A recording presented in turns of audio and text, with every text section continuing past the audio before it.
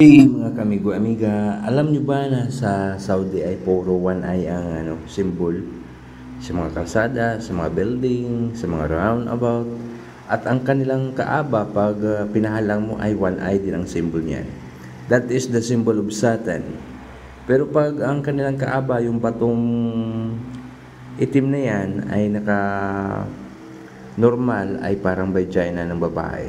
Tapos hinalikan nila at dinidilaan. So makikita natin kung saan si Satanas nakatira. Dahil ang simbol ng isang mata ay Diablo.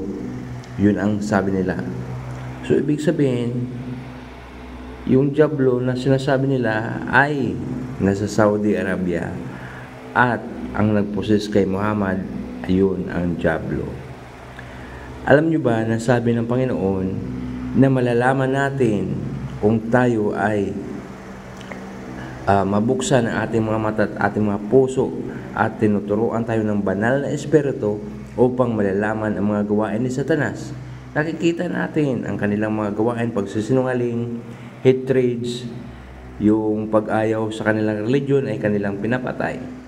So, brothers and sisters, mag-ingat po tayo dahil tayo ay dinideceive ni Satanas upang iligaw.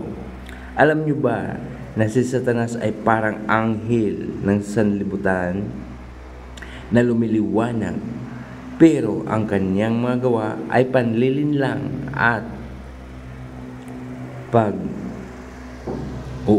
sa mga tao upang iligaw, upang kalabanin ang mga gawa ni Kristo, upang isalungat ang mga kabutihan at katotohanan ni Kristo. Kaya mga kapatid, mag-ingat po tayo. Dahil dito sa sanlibutan, pag wala kang banal na espiritu na nagmula sa langit at namula kay Kristo, tayo ay mauto at maliligaw. Shalom everyone and see you next video.